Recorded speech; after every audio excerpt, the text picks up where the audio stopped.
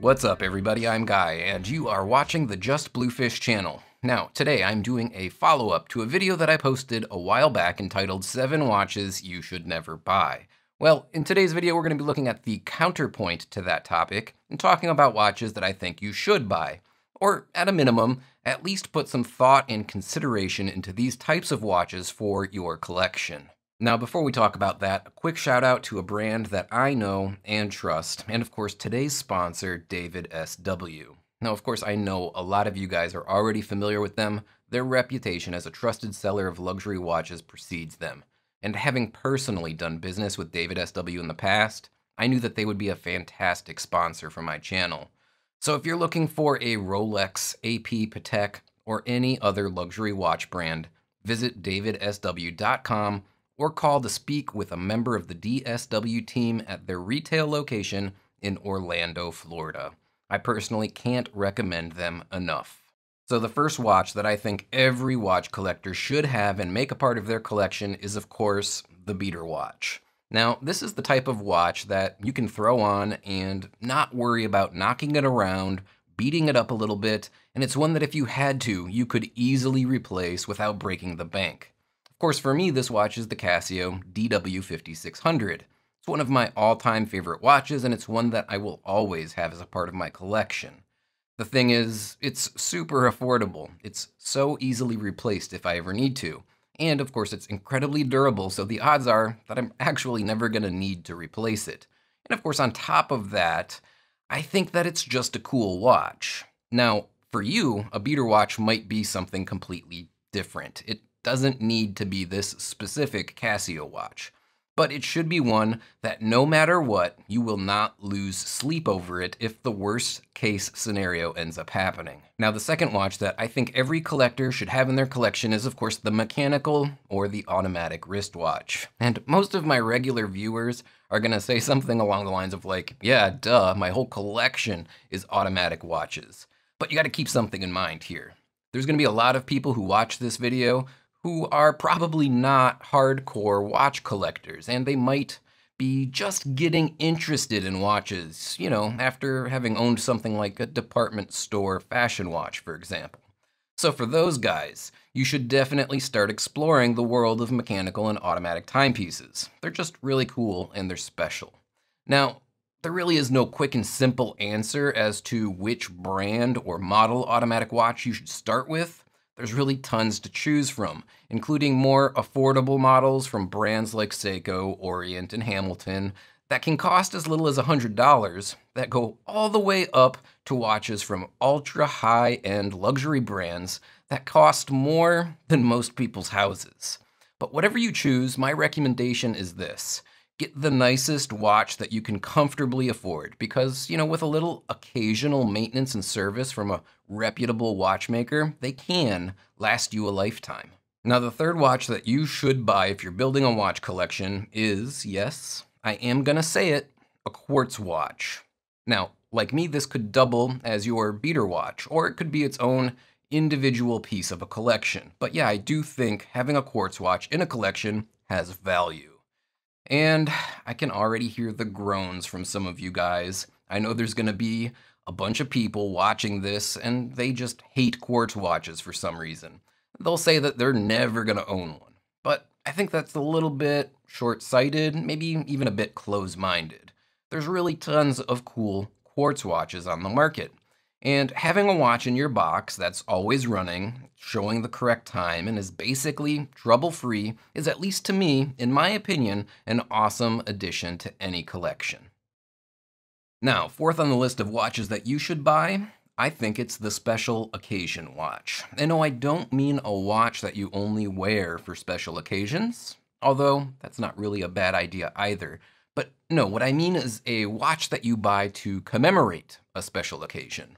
You might buy a watch to celebrate college graduation, the birth of a child, or getting married, or as a reward for achieving some sort of life goal or reaching a milestone that you've set for yourself. Now, whatever the occasion you buy the watch for, it's really just nice to have a physical reminder on your wrist to always recall that moment in your life, and it will make it an all the more special part of your watch collection because of that. Now, the fifth watch on the list of watches that I think that you should buy is one that could also fall into some of the other previous categories, and that's an everyday watch. This is the go-to watch that you can put on, pick up, and wear on almost any occasion. Now, perhaps it won't work in extremely formal situations, and you might not wear it when you're, I don't know, changing the oil in your car. I mean, that's what a beater watch is for. But otherwise, it would work as a daily watch in both casual and, of course, professional environments.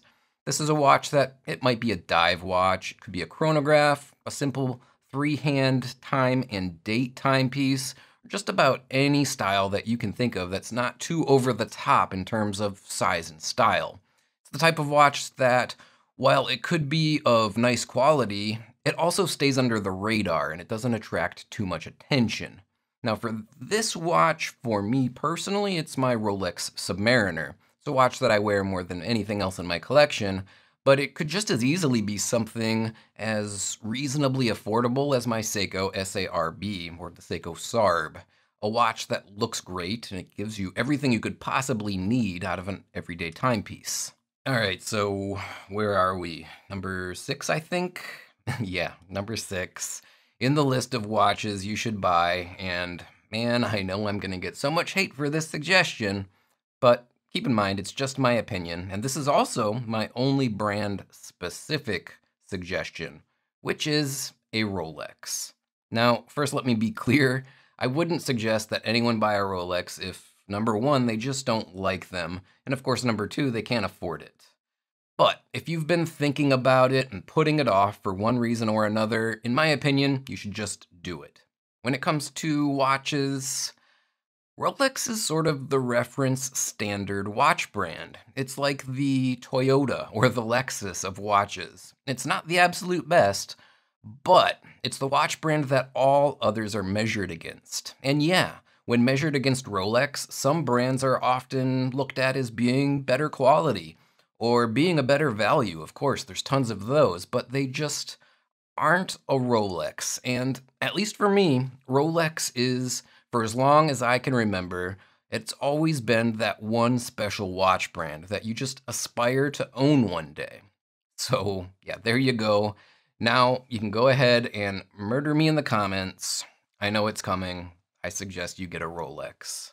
And last, but certainly not least, number 7 in the list of watches that you should buy, own, and have in your collection is quite simply watches that you like.